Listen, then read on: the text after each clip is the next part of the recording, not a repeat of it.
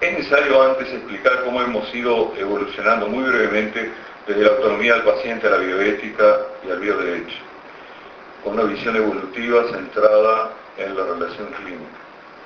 La foto es notable y habla de solidaridad en una especie que no es la nuestra. Desde Kant en adelante la autonomía se considera un rasgo esencial de la persona. Sin embargo, Kant enunció esto en sus obras 200 años antes de que se empezara a reconocer la autonomía del paciente. El ciudadano, después de la Revolución Francesa, tenía derechos, que los perdía cuando enfermaba. Recién entonces, desde el 70 en adelante, el paciente comenzó la recuperación de su condición de persona, en un proceso que todavía está en marcha. En el paternalismo, el médico se constituye en el buen padre de familia que, inspirado por la beneficencia, toma decisiones en nombre del paciente, porque entiende que el paciente no puede, al menos transitoriamente, hacerlo. Esa es la base. El enfermo viene, como todos hemos dicho más de una vez acá, de infirmus, el que no se puede mantener firme. Y era una condición transitoria, pero durante ella otros tomaban las decisiones en su nombre, aunque ese otro sea el médico bien intencionado. La medicina actual concibe al paciente como un adulto capaz de participar en decisiones que afecten su propio cuerpo y más o menos su propia mente. El tema de la autonomía y su vigencia en el área psiquiátrica es uno de los puntos bioéticos más discutibles actualmente. Entonces el paternalismo, en realidad, todos proclamamos que debe cesar y todos lo continuamos en mayor o menor medida ejerciendo en la práctica, entre otras cosas porque hemos sido formados en él. El médico orienta su accionar, por ejemplo, a proporcionar toda la información a la familia, pero no al paciente, aunque éste sea plenamente consciente. Hay decisiones de suspensión de tratamientos en enfermos críticos conscientes que se toman con la familia sin consultar al paciente. Esta otra actitud ahora se ve menos, pero es bastante frecuente. Si un paciente rechaza la solución propuesta por su médico, con frecuencia este último plantea dudas sobre la capacidad de decidir del enfermo.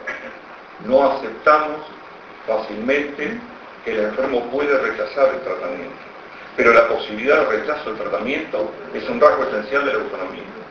Si no puede rechazarlo, no tiene verdadera autonomía. El médico cree que él es quien realmente decide sobre lo mejor para el paciente, pero no termina de entender que su papel es el de orientador del proceso de toma de decisiones. La beneficencia la elige en definitiva el paciente, aplicando su autonomía y en acuerdo con su escala de valores. Claro que es deseable que lo haga en consonancia con lo que el médico le plantea, pero el paciente puede decidir, por ejemplo, que no quiere un tratamiento quirúrgico radical de una enfermedad porque quiere morir con ella puesta. Y eso hay que, en el momento actual, aprender a respetar. La función de la bioética clínica es la de humanizar la medicina. No quiere decir que antes no se practicaba la medicina humana.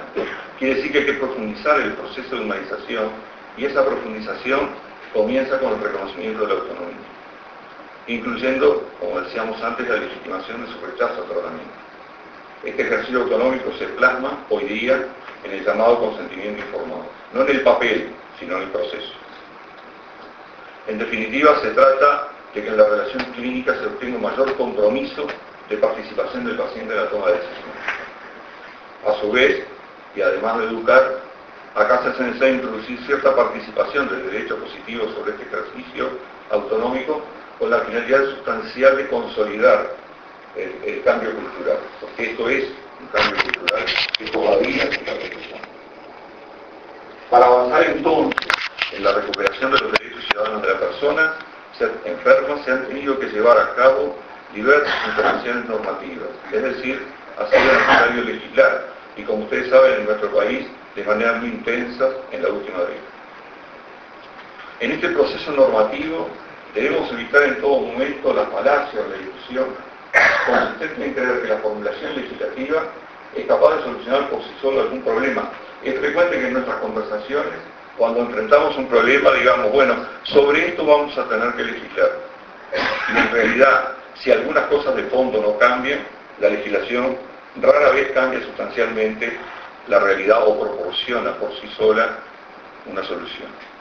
Y también creer que en el campo de la bioética, porque tengo una ley, voy a poder estrechar la realidad en el marco de la ley, cuando la relación clínica se enfrenta siempre con su propia infinitud. Se plantea entonces establecer una nueva relación entre ética y derecho que supere la tradicional compartimentación de cada una de ellas, creando un campo transdisciplinario que ha sido denominado bioderecho.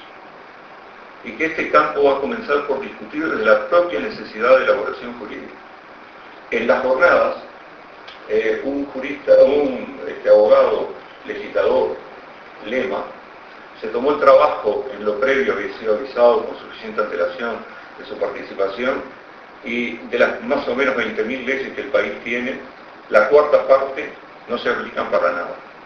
No se aplican para nada, son letra muerta, y eso en una primera revisión. Seguramente, entre las incongruencias que una ley tiene con otra, el número total debe ser mucho más alto.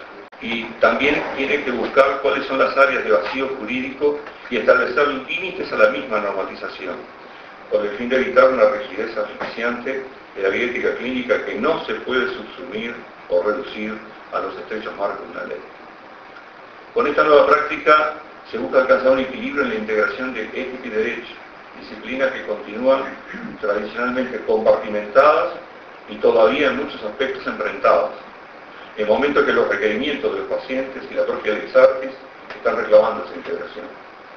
En síntesis, con el bioderecho se busca encontrar un punto de equilibrio entre la ausencia de cualquier legislación que regule los avances bioéticos, de un lado, y de otro, la excesiva proliferación de normas jurídicas que podrían, en definitiva, llevar a la judicialización del propio ejercicio profesional. El bioderecho se diferencia entonces del tradicional derecho médico, primero por la especificidad del contenido normativo, que no pretende incluir a toda la medicina, sino que se circunscribe al área bioética.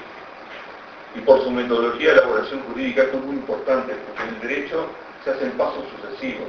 Los legisladores tienen una idea respecto a un problema, recogen información variada, elaboran un proyecto y comienzan a llamar a las comisiones de ética. Luego de eso, como cada legislador tiene la potestad natural de aceptar o no lo que se le está sugiriendo, sale la ley con o sin la modificación que las comisiones de ética agregan. Entonces eso produce a veces leyes cuya textura, cuya estructura tiene bastantes incongruencias. En consecuencia, la verdadera diferencia entre bioderecho y derecho médico es esta transdisciplinariedad del bioderecho, porque en él hay una simultaneidad, como decíamos, se está elaborando al mismo tiempo con los juristas el intento de solución legislativa de un problema ético, o el intento de normatización. El seminario de Santiago de Chile, a la izquierda y arriba, es la clínica alemana. La clínica alemana de Santiago está ubicada en segundo lugar en las clínicas de Latinoamérica, después de el sitio libanés de San Pablo. Luego le sigue el Albert Einstein, también de San Pablo. A la derecha y arriba es el aula magna de la Universidad de Desarrollo. Y abajo, ese hombre es Pablo Vial, decano de la Facultad de Medicina de la Universidad de Desarrollo. Los decanos de Medicina y Derecho para este seminario trabajaron juntos aproximadamente un año para poder sacarlo adelante. Bueno, nosotros concurrimos a este seminario el 2 y 13 de marzo, invitados por el mencionado Observatorio de Bioética y Derecho, en representación de la Academia Nacional de Medicina. El objetivo explícito era esto, desde una perspectiva pluralista, analizar las principales facetas doctrinarias, jurisprudencia, epistemológicas de esta naciente disciplina e instalar la Cátedra Internacional de Bioderecho. En realidad después se terminó en verdad instalando una red internacional. A esa reunión, este hombre es Tom Bellamy, el creador de la ética principialista norteamericana. Todos creo que recordamos el libro de Bellamy Childress de bioética y los 4 principios que ellos establecieron. Y esta otra persona es Kemp, que es el creador de la bioética europea. Fue muy interesante escuchar una discusión entre los dos. Bellamy es tejano y tiene características de personalidad de tejano. en la discusión, es un hombre difícil y con el arma, con la mano en el arma, pero es agradable y la discusión fue de alto nivel. Bueno, Descartes, que después vendría acá, hizo una conferencia sobre bioética y derecho, convergencias y divergencias, que mucho enseñó sobre esto. Peter Kent habló sobre la idea europea de los principios y del bioderecho. Lecaros y Valdés, los juristas chilenos que dirigen la red, hicieron una discusión sobre la misma. Y finalmente Bellán hizo una conferencia sobre los principios de la ética, de la bioética, y un panel de discusión, como decía, entre él y Kent, donde Bellán comenzó la discusión afirmando que los 4 principios de la bioética norteamericana eran naturales, universales, y que los principios de la bioética europea eran nada más que valores. Una buena manera de comenzar a discutir con su interlocutor. Se suscribió este texto en inglés de 10 artículos, que es el de la Red Internacional de Bioderecho, y este certificado, con mi firma a nombre de la Academia Nacional de Medicina, nos hace integrar la Red Internacional de Bioderecho. Nosotros entendemos que los lazos derivados de esta integración como Academia de Medicina van a estimular avances en estas áreas disciplinares.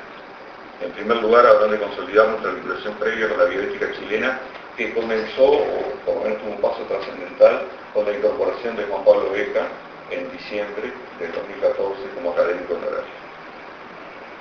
En segundo lugar, va a facilitar el desarrollo de la naciente disciplina del bioderecho en nuestro medio, configurando equipos que hagan un trabajo, equipos médico-jurídicos que hagan este trabajo.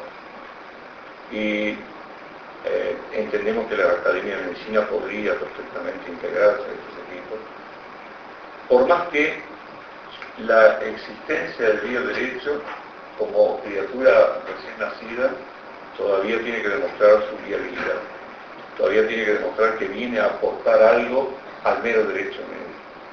Yo carezco de formación jurídica como para opinar con seriedad sobre esto. Sí sé que si ha sido agregado al mundo, como decía Borges en algún cuento, un nuevo objeto que entra al mundo en Slum, y ese nuevo objeto hay que someterlo a las pruebas de si es bueno, si tiene utilidad, y si la tiene, probablemente se consolide. Me impactó que bioeticistas de las carreras de las personas que nombré y otros más que estuvieron presentes, que no tienen ninguna formación jurídica tampoco, apoyaran decididamente esto. Bueno, y está en curso por parte de Lecaros, que vino recientemente, estudios de bioderecho comparado entre Uruguay y Chile. Tiene nuestras leyes y la ha comparado con las que ellos han hecho sobre las mismas temáticas. Nuestros problemas son similares, más allá de algunas diferencias importantes del país y del sistema de salud entre uno y otro. Bueno, ahora, para finalizar, porque les prometí a Guido ser muy breve, voy a informar sobre las jornadas internacionales de bioderecho, que además fueron consideradas el primer capítulo de la red internacional, que se hizo en nuestro país del 20 al 24 de abril. Organizadas por la Academia, el Colegio Médico, la Federación Médica y el Sindicato, se llevaron a cabo en el Hotel Palladium y tuvieron 2 instancias, ahí la del Hotel Palladium del 20 y 21 de abril, y 4 presentaciones en el interior, Ignacio Maldonado el miércoles y Paysandú Salto el viernes. Hubo varios académicos concurrentes y 4 participantes, Guido Berro, Antonio Turnes, Omar Franza y yo mismo. Y con Guido y Antonio, con los académicos Berro y Turnes, nos fuimos los días siguientes con uno de los invitados a recorrer el país a esos 4 lugares. Este es el invitado que se quedó, de nacionalidad francesa, abogado, consultante de las Cortes de Apelaciones del país, encargado de los cursos de mediación de la Facultad de Derecho de Montpellier. Esto es importante porque el Colegio Médico ha estimulado la formación de personas entrenadas en mediación, puesto que la ley de colegiación le impone a los consejos regionales la iniciativa de realizar, cuando hay conflictos entre colegas, de realizar primero que nada tareas de mediación y conciliación. Él reside en Burdeos, de manera que fue todo un problema en los viajes saber qué vino elegir. Este es Lecaros, abogado también, magíster en bioética por la Universidad Ramón Llull, doctor en filosofía de la Complutense de Madrid y que dirige el Observatorio de Bioética del Centro de Bioética de la Universidad del Desarrollo, que es el que dirige Juan Pablo Guido. Guido invitó a Enrique Sepúlveda, que es psiquiatra forense y médico legista. En realidad, sobre las contribuciones de él no voy a hablar, porque el abuso pericial en psiquiatría, que es uno de los temas de reflexión de él y que es interesante, lo planteó en la jornada pericial de Colonia y no en la jornada de bioderecho. Este es el programa que en realidad comienza con la conferencia de Garay, prevención jurídica del riesgo médico. Después hay dos de Lecaros, una sobre el observatorio y otra sobre el bioderecho como tal, y planificamos una mesa final de cierre que pretendía diseñar la agenda del bioderecho en nuestro país. Acá muchos de los que están allí puestos en el programa faltaron por razones vinculadas a la campaña electoral departamental. Las reflexiones iniciales que uno puede extraer a pocos días determinadas las jornadas. Lo que se lee en el pizarrón es la pregunta problema: ¿cuán importantes son los valores éticos en la sociedad de hoy? Y como ven, 3 de los respondentes le están copiando al cuarto. La gestión jurídica del riesgo médico, la ponencia de Garay, requiere la constitución de equipos médicos y jurídicos institucionales capacitados en detectar situaciones tempranas en donde hay franco deterioro de la relación médico-paciente. Quieren estar antes de la denuncia preventiva de salud. Y eso parece muy bueno. Claro, hay que detectar esas situaciones en instituciones de decenas de miles de afiliados o cientos de miles. Pero hay maneras de hacerlo a través del entrenamiento de determinados lugares de la institución. Implica un trabajo conjunto, inédito en el medio, proactivo, preventivo, donde médico y abogado trabajan juntos. No estamos acostumbrados a trabajar juntos, salvo que yo me encuentre con mi abogado porque me han demandado. Y esto de alguna manera pretende evitar toda esa etapa. Porque en realidad parte del principio básico que todos conocemos de que cuando una situación clínica se judicializa es porque hay muchos elementos de una mala relación. Y muchos de esos elementos de mala relación son problemas de comunicación. Lo que Garay plantea es un protocolo sistemático de actuación frente a esas situaciones de riesgo. Exige igual un profundo cambio cultural, que comienza por incorporar el abogado a la gestión asistencial. Continúa por orientar la propia gestión hacia prevención de situaciones de conflicto, con frecuencia, como decíamos, de orden relacional, y según entendemos nosotros, todo esto tiene que culminar en la restitución del paciente al centro del sistema asistencial como actor fundamental del mismo, proceso que no hemos realizado y que hemos denominado en más de una ocasión, se ha denominado así en la bibliografía, y durante el viaje con Antonio y Guido lo repetimos varias veces, de giro copernicano. Tal dinámica de trabajo equivale a realizar una suerte de auditoría patogénica en tiempo real de las situaciones clínicas detectadas como de alto riesgo de conflicto relacional. En el tema de... hubo una mesa sobre la bioética narrativa, más como una forma de enseñanza que como de análisis bioético. Y Lecaros, que se refirió a este tema, decía que la relación médico-paciente es muy particular porque las partes provienen de ámbitos semánticos distintos y poseen discursos muy distintos. Y se necesita que el personal de la salud adopte una escucha con una mirada atenta para comprender qué es lo que le ocurre al paciente. En el vínculo terapéutico hay diferentes estructuras narrativas de la experiencia. Por un lado se encuentra la enfermedad narrada por el paciente y por la otra por el médico, también por los familiares. El objetivo de la medicina narrativa, es decir, el método narrativo, tiene como finalidad que el médico facilite la reconstrucción de la identidad del paciente, amenazado por una enfermedad. Fue notable mostrarle las viñetas clínicas que llevó Antonio, por ejemplo, que encontramos nosotros a Garay, el otro limitado. Garay las destruía rápidamente porque decía que en la historia no se veía el paciente, se veía la enfermedad. Y nosotros estamos acostumbrados a analizar historias donde está solo la enfermedad. A punto tal que en el análisis diabético de un comité, siempre que se ponen historias sobre la mesa, empiezan las preguntas, que siempre refieren a lo mismo. ¿Cuál es el sistema de valores de este paciente? ¿Qué expresó sobre cómo quería morir? ¿Qué relación tenía, por ejemplo, con su médico de referencia, una figura que la clínica, sobre todo la clínica en los hospitales de alta complejidad, ha invisibilizado también? Decía claro que de esa manera uno tiene que escuchar muy bien para hacer una escucha empática de la enfermedad.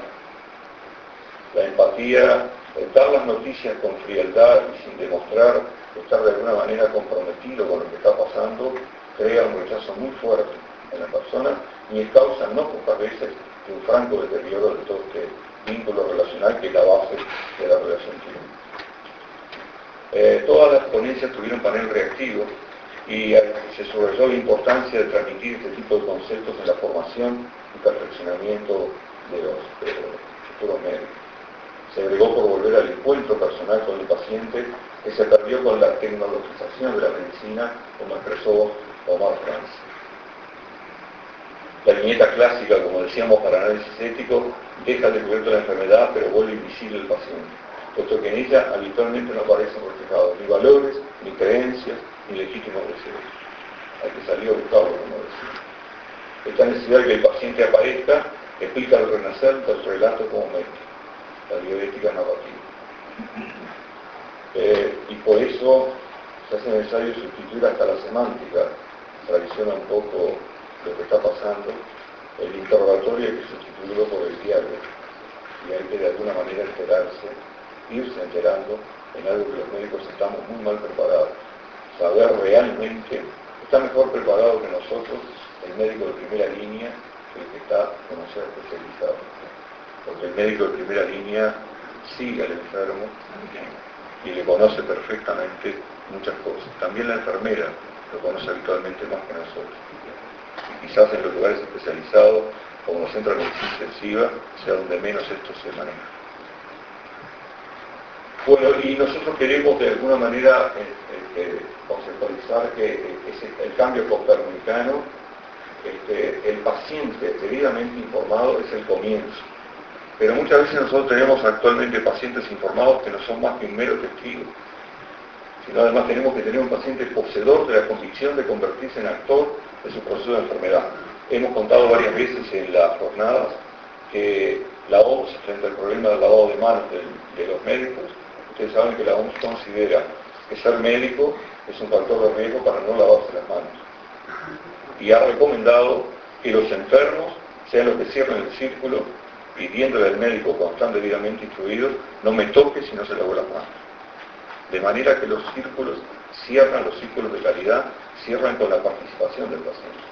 De ahí la importancia en el americano existe una educación paciente-familia que no solo le habla de la ley de derechos y deberes y otros factores, sino que trata de que el paciente se convierta en un agente activo de estos cambios, por ejemplo, como este que acabo de citar.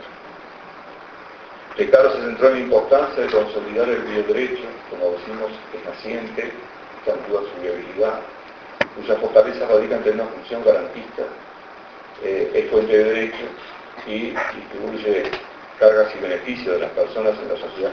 A nosotros nos parece que tiene un valor enorme para evitar el exceso, como lo acabamos de decir más arriba, el exceso de intención legislativa, de convertir todo en ley, que tiene que tener de alguna manera ciertas precauciones.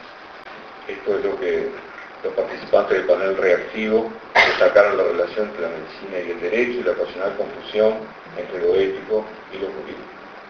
Y el observatorio se ha propuesto el programa interfacultad del bioderecho de la Universidad del Desarrollo, implementar un diplomado, un seminario internacional que ya ha hecho, implementar un magíster, etc. Y, por último, el Observatorio de Bioética y Derecho que dirige Lecaros está fomentando la reflexión académica y el debate público en esta área con los objetivos que están allí detallados. En la mesa redonda final, por las razones que decía, no nos fue posible avanzar en la construcción de la agenda del bioderecho en nuestro país.